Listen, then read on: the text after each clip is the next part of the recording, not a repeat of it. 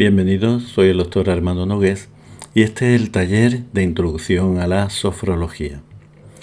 En este primer módulo vamos a ver un poco sobre los orígenes y el fundamento de esta disciplina para poder entender específicamente qué es eso de la sofrología. Y comenzamos con un poco de historia, poniendo en contexto de dónde surge eso de la sofrología. Pues nos tenemos que situar, que nos tenemos que retrotraer en el tiempo, en el año 1958, al Departamento de Hipnosis Clínica y Enfermedades Psicosomáticas que dirigía en Madrid el doctor López Ibor.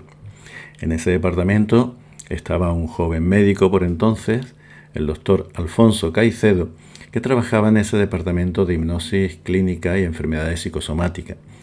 De alguna manera observaba pues la dureza de los tratamientos o la directividad que tenían los tratamientos de hipnosis clínica, o como decía antes, la dureza de otros tratamientos para los pacientes que tenían estas patologías.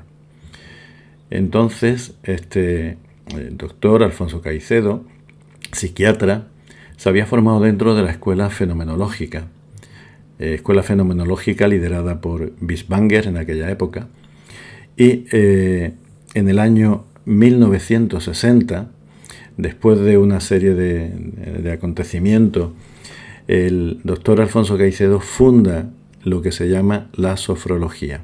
En el Hospital Provincial de Madrid se considera ese año como el año fundacional de la sofrología, que es una manera de ayudar a los seres humanos a mejorar su existencia, alejándose un poco de las técnicas tan directivas de la hipnosis clásica.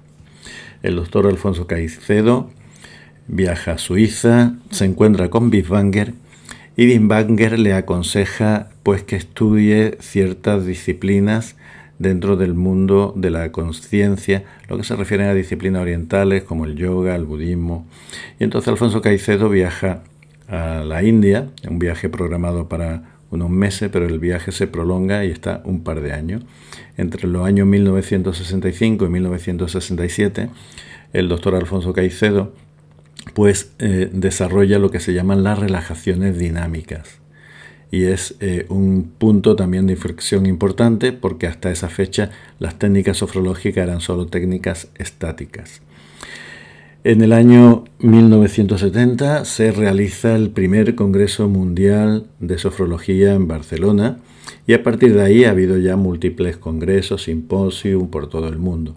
Esa sería un poquito, digamos, la historia resumida de la escuela sofrológica. ¿Qué significa sofrología? Pues etimológicamente está compuesta por tres raíces que derivan del griego: sos, que es armonía; fren, que significa mente o conciencia; y logos, estudio, tratado, palabra. Sos, fren, logos, armonía, mente, estudio de la mente en armonía, estudio de la armonía de la conciencia. Ese sería el significado etimológico. Es muy importante el uso de la palabra en sofrología y podemos ver antecedentes en la filosofía griega que hablan de la sofrosine. La sofrosine se encuentra descrita en los diálogos de Platón, en concreto en el Cármides, y es un estado especial de quietud, de conciencia del cuerpo y del alma. Y dice el texto del Cármides, el texto de Platón: a través del ternos logos se consigue la quietud del alma y la salud del cuerpo. En el texto original dice: a través del ternos logos se consigue la sofrosine, que es esa quietud del alma y esa salud del cuerpo. El ternos logo es un discurso, es una palabra razonada, dulce, suave, que de alguna manera va sugiriendo en un lenguaje, el lenguaje sofrológico se dice que es el lenguaje del ternos logos, el decir dulce, suave, placentero que acompaña a la persona. Por tanto, haciendo un resumen, los antecedentes históricos de la sofrosine lo encontramos en la filosofía griega, en el Cármides de Platón, con el término sofrosine del que deriva sofrología, y un concepto muy importante es el modo en el que el sofrólogo ayuda a su paciente a través del discurso placentero denominado ternos logos. Es pues son varios conceptos, el de Sofrosine y el Tecnologos, que es interesante tener en cuenta. Bien, pero a veces la sofrología se puede confundir con otras muchas cosas. De hecho, yo he visto en programas televisivos, pues recuerdo un señor que salió que se comía de todo, le llamaban mangetud, creo recordar, y entonces se comía una bombilla. Tenía el récord de que se había comido un avión, poquito a poco, trozo a trozo, y el señor le ponía lo que sea, se lo iba comiendo, lo tragaba, yo no sé cómo lo hacía, pero se comía todo. Y recuerdo que el presentador del programa, estoy hablando hace muchísimos años, pues dijo, este señor lo hace gracias a la sofrología. Vamos, a mí se me pusieron los ojos como platos, ¿no? Porque decían, bueno, ¿de qué están hablando esta gente? Entonces, la sofrología no es aprender a comer platos ni bombillas. Entonces, hay confusiones importantes. La sofrología, primero, que no es hipnosis, no es una hipnosis en el sentido clásica. Se alcanza en un nivel especial de conciencia, pero a veces dice, la sofrología así es como la hipnosis. No, la sofrología no es hipnosis. Otras veces se dice, la sofrología es, ya, como relajación. La sofrología no es relajación. Conforme vayáis entendiendo la dimensión de la escuela sofrológica, pues veréis que va mucho más allá de lo que sería una simple relajación. Es cierto que con las técnicas sofrológicas te relajas, pero la sofrología no es solo un método de relajación. Normalmente, cuando le pregunta a alguien y le habla de sofrología, los dos errores más frecuentes, es como la hipnosis, es como un método de relajación. Pero también hay otros errores que, como la relajación dinámica de Caicedo, de primero, segundo y tercer grado, derivan del mundo del yoga, del budismo tibetano y del zen, pues dice, esas son cosas orientales. No, pues tampoco es un método oriental, es un método surgió en Madrid y el primer congreso en Barcelona, o sea, y que de oriental nada, ¿no? Entonces no es un método oriental de liberación. Por otro lado, tampoco es parapsicología. Yo os puedo contar una anécdota también de hace muchos años, igual hace 30 y tantos años, que en un grupo, una charla que yo daba antes de iniciar los grupos de sofrología, una persona levantó la mano al final de la charla, una pregunta, y me dijo, ¿entonces no vamos a aprender a cómo controlar la mente de los demás? Y yo le contesté, mire usted, señora, para aprender a gestionar un poco nuestra propia mente ya tenemos un trabajo arduo, así de que controlar a los demás no está contemplado aquí. ¿No? Y dice, vale, pues entonces no me interesa. La señora acudía como si fuera a desarrollar poderes, capacidades paranormales, de que íbamos a controlar la mente de otras personas, ¿no? La sofrología, aunque aborda el tratamiento de enfermedades que tienen que ver con la mente, no es una psiquiatría ni algo que se le parezca. Y en stricto sensu tampoco no es una medicina psicosomática, aunque aborda patología psicosomática y es bueno para la patología psicosomática. Entonces, después de decir lo que no es, nos queda ahí la interrogante, pero bueno, entonces, ¿qué es la sofrología? Bien, según define su fundador, el doctor Alfonso Caicedo, la sofrología ha dado muchas definiciones, pero una muy sencilla es, la sofrología entiende que la armonía y la salud se pueden encontrar dentro de nosotros. Y podría definirse como el estudio científico y el desarrollo metódico de la conciencia humana en armonía. Recordar, SOS, armonía, FREN, mente-conciencia, logos, palabra, discurso, método. El estudio científico y el desarrollo metódico de la conciencia humana en armonía. De hecho, el lema de la escuela sofrológica es ut conscientia noscatur, para que la conciencia sea conocida. En los escuditos de sofrología, el lema es ut conscientia noscatur. Se habla también de la sofrología como el estudio de los cambios de los estados y niveles de conciencia. Como he dicho antes, hay muchas posibilidades, de muchas maneras de definirla, pero lo más sencillo, lo más simple para entender, el estudio de la conciencia humana en armonía o los cambios de los estados y niveles de conciencia. El tema de la conciencia es un tema nuclear en sofrología y de hecho a lo largo de los distintos módulos que componen este taller voy hablando un poco acerca de ello para que tengáis una idea global. Dentro de ese apartado de la conciencia existe un término, un concepto sofrológico que son el de las valencias frónicas. se dice que nuestra conciencia está compuesta por valencias frónicas, una de las cosas que tiene.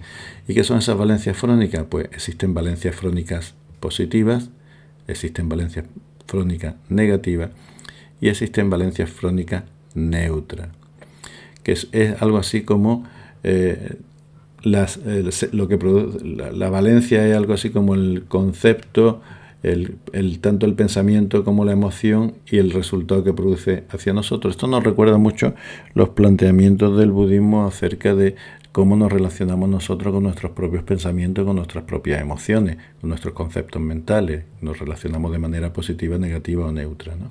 Pues algo así son las valencias frónicas. En las primeras epistemologías de la sofrología, Caicedo desarrolló el llamado esquema del abanico. Este esquema del abanico, algunos autores han introducido ciertas modificaciones, pero el clásico, el que podéis encontrar y el que se utiliza habitualmente es el que os muestro. Es como un abanico, a la visual primero un abanico, dividido en dos partes, parte superior y parte inferior. Entre la división entre esas dos partes está lo que se llama el nivel sofroliminal.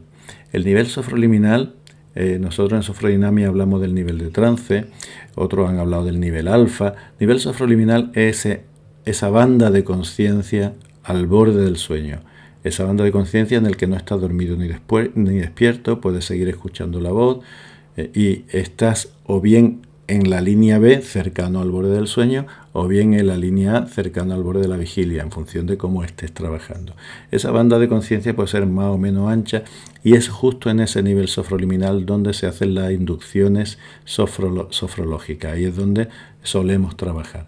Hay pues una metodología de bajada a nivel sofroliminal, permanencia en el nivel sofroliminal con activaciones intrasofrónicas y activación hacia el nivel de vigilia. Por debajo del nivel sofroliminal no encontramos el nivel de sueño y por encima del nivel sofroliminal, la parte alta del abanico, no encontramos el nivel de vigilia. Ese nivel de vigilia veis que tiene una raya y arriba pone CP, CO, CS. Esas rayas corresponden a la consciencia patológica, CP, la consciencia ordinaria, CO, o la consciencia sofrónica. El método de trabajo, la metodología sofrológica, significa pasar de la conciencia patológica a la ordinaria y de la ordinaria hacia la sofrónica, es decir, ir de izquierda a derecha en el abanico, a través de bajadas a nivel sofroliminal y subida hacia el nivel de vigilia. En esa bajada y en esa subida lo que hacemos es transformar las valencias frónicas negativas y neutras en valencias frónicas positivas. Por lo tanto, es una metodología de positivación de la conciencia que va desde la inducción a nivel sofroliminal, el trabajo en ese nivel y enriqueciendo con valencias frónicas positivas su vida a nivel de vigilia.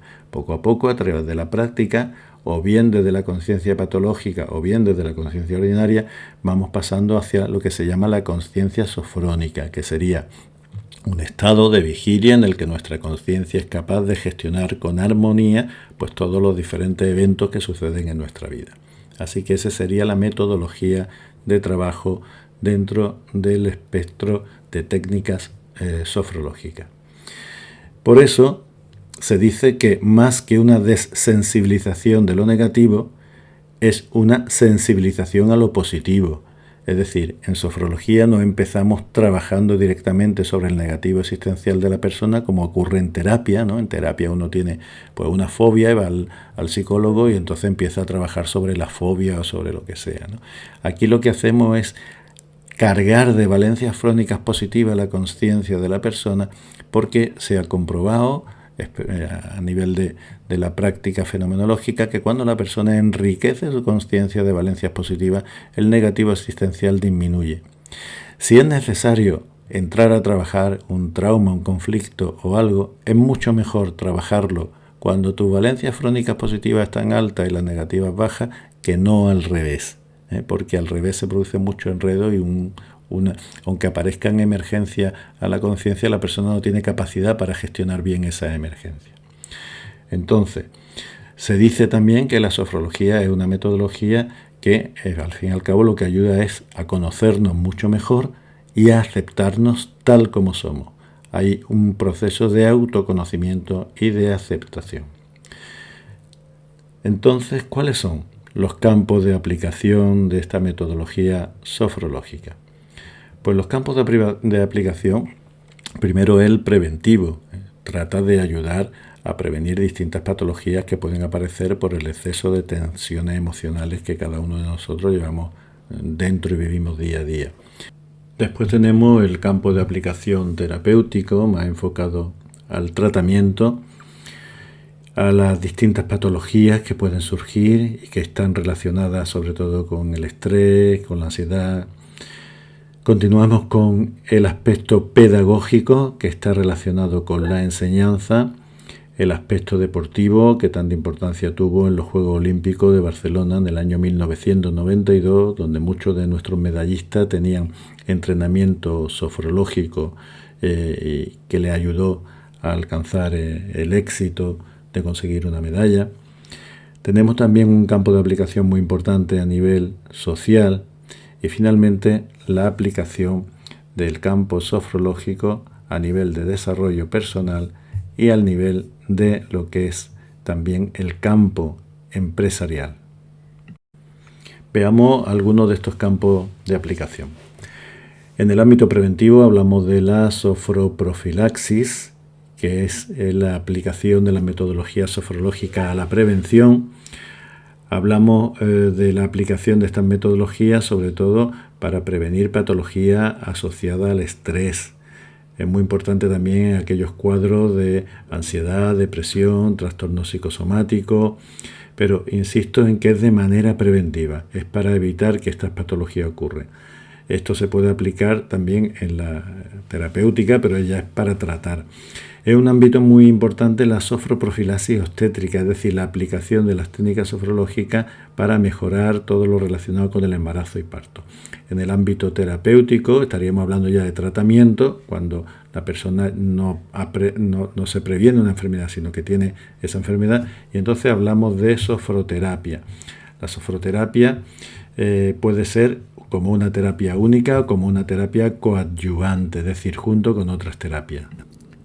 Otro aspecto interesante es en las enfermedades crónicas, que una de las cosas que tienen las enfermedades crónicas es que hay enfermos que se cansan del tratamiento y lo abandonan, y hay un concepto que es la adherencia o la adhesión al tratamiento, y es la manera de fidelizar a la persona para que siga el tratamiento durante un tiempo prolongado, como requieren las enfermedades crónicas. Entonces, también la sofrología le puede ayudar a eso. Y se ha trabajado, incluso se ha publicado algún librillo al respecto, en personas con patología cardiovascular. Hay unos entrenamientos muy interesantes en pacientes infartados y últimamente se ha utilizado mucho en pacientes con fibromialgia, ayudándoles a gestionar su situación personal de una manera mucho más profunda. Se han publicado artículos, se han escrito distintas colaboraciones a este respecto. En el ámbito pedagógico, es decir, el ámbito escolar, en el ámbito de la enseñanza, no solamente en niveles inferiores, sino en niveles más altos. Yo recuerdo haber entrenado a algunos alumnos cuando yo daba clase, y me acuerdo que una vez iba a empezar un examen y los alumnos me pidieron que no empezara el examen sin haberle hecho una técnica sofrológica. Digo, pero vamos a tener menos tiempo, porque yo cuando acabe la clase yo me tengo que ir, porque entra otro profesor y tal. Y dice, no, preferimos tener menos tiempo en el examen y hacer la técnica. O sea, tan convencidos estaban del buen rendimiento que le daban a la hora de abordar un examen o cualquier otro tipo de cosa. Eso es el aspecto de la aplicación de la sofrología en pedagogía, en la sofropedagogía, y se ha comprobado que hay una mejora en el alumno de procesos tan importantes de la conciencia como la atención, la concentración, la memoria, independientemente también de procesos de aspectos psicológicos personales como la autoestima, la comunicación o la empatía. En el ámbito deportivo, ya digo que tuvo un hito fundamental en Barcelona en 1992. Eso es lo que se conoce con el nombre de sofrología deportiva, y aborda la preparación mental del deportista, del atleta, tanto antes de la competición como durante la competición como después de la competición. Antes de la competición como preparación, durante la competición para gestionar los picos de tensión que aparecen en los distintos retos de la competición y gestionar también su rendimiento. Y después de la competición, pues se puede haber ganado, se puede haber perdido, pues cómo recuperar mentalmente todo eso. Entramos en el ámbito de la sofrología social, y en este ámbito básicamente se enfoca en el tratamiento, en la ayuda de las personas de la tercera edad, de los ancianos, y el tratamiento de colectivos marginales, colectivos problemáticos, tratamiento de personas con toxicomanía, ayudar a las personas que están en la cárcel o en situaciones de difícil inserción social, etc. También hay un aspecto de la sofrología aplicada al campo del desarrollo personal, del desarrollo humano, el campo del crecimiento personal, del desarrollo humano, de la dimensión transpersonal de las personas, de los seres humanos, y eso significa una apertura a lo que sería el mundo espiritual. Finalmente, la sofrología se ha demostrado útil, sobre todo en los últimos tiempos, en el mundo de la empresa, sobre todo favoreciendo el bienestar de los trabajadores, ayudándoles a gestionar las situaciones conflictivas y el estrés, mejorando la comunicación y la interacción entre los colectivos profesionales, lo cual favorece la resolución de conflictos en la empresa, y eso es muy beneficioso, puesto que la empresa, una empresa sin conflicto, pues va a funcionar mucho mejor. Vamos a ver ahora los 3 principios sofrológicos dentro de la epistemología sofrológica. El primer principio del esquema corporal como realidad vivida. En este principio lo que nos dice es que no habitamos un cuerpo, sino que somos un cuerpo. Nuestro cuerpo es fundamental dentro de todo lo que es el desarrollo de la conciencia, y cuerpo y conciencia forman una unidad indisoluble en este nivel de existencia. El segundo principio de realidad objetiva, nos dice que las cosas no son como nos gustaría ni son ideales, sino que son como son, y nosotros vivimos en un medio, en un contexto, en una cultura, tenemos unas limitaciones, unos valores, unas potencialidades, y eso hay simplemente que aceptarlo, que asumirlo. Y el tercer principio, el principio de acción positiva, lo que hace referencia es a, como os decía antes, no trabajamos en una desensibilización del negativo, sino que trabajamos de una manera potenciando el positivo, incrementando el positivo. Bien, la técnica fundamental, básica, inicial, que se debe aprender, porque es la base de todas las demás técnicas dentro del modelo sofrológico, es la técnica de sofronización simple. Esta es una técnica que nos ayuda a bajar desde el nivel de vigilia al nivel sofroliminal, a permanecer en este nivel y a salir cuando deseamos. Es por lo tanto una técnica de gestión de nuestro nivel de conciencia. Es la técnica sofrológica básica, como decía antes, para aprender a bajar y mantenernos en el nivel sofroliminal. Por lo tanto, es una toma de conciencia que va utilizando un esquema cefalocaudal. Comenzamos por la cabeza y llegamos hasta los pies. Es muy importante entender que aunque en la técnica de sofronización siempre se produce un gran estado de relajación, su finalidad no es ese, no es una técnica de relajación. Una técnica de relajación es una técnica de relajación, pero no es una técnica de sofronización simple. Es, por tanto, una técnica en la que lo que tratamos es de aprender a gestionar nuestro estado y niveles de conciencia, y sobre todo la permanencia en el nivel sofroliminal, pero uno también se va a relajar bastante. Después de estas técnicas, tanto si es a nivel individual como si es a nivel colectivo, realizamos lo que se llama el diálogo posofrónico. En este diálogo posofrónico lo que tratamos es de compartir nuestra experiencia, compartir nuestra vivencia. Cada sesión tiene un bloque informativo en el que se dan explicaciones acerca del tema que acontece, lo que vamos a tratar, la práctica que vamos a realizar, un bloque práctico y un bloque comunicacional que es el diálogo posofrónico. En este diálogo posofrónico se comparten las experiencias, sobre todo la vivencia que ha tenido la persona, y es muy importante saber escuchar, decir lo que se percibe de una manera descriptiva, de una manera fenomenológica, no interpretar, pues esto significa tal cosa, significa tal otra, no juzgar, me gusta, no me gusta, qué bueno, qué malo, qué bonito. Y es muy importante también en este diálogo posofrónico entender que no es un contexto, no es un ámbito para contar nuestros problemas.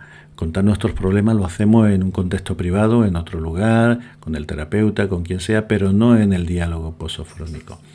Muy importante ser respetuoso con los demás, escuchar lo que dice y no criticar otras aportaciones, ni entrar a juzgarla, ni a pensar que están equivocados. Cada uno tiene la experiencia que tiene y debemos respetarla totalmente. Con esto acabamos el primer bloque informativo de este módulo del taller de introducción a la sofrología. Os dejo el enlace con la técnica de sofronización simple para que lo podáis practicar, para que la podáis entrenar y sobre todo que si tenéis alguna duda también la podéis consultar, y después de cada clase pues dejaré los enlaces de la práctica correspondiente de la sesión que veamos. Espero que haya resultado interesante y os anime a seguir practicando.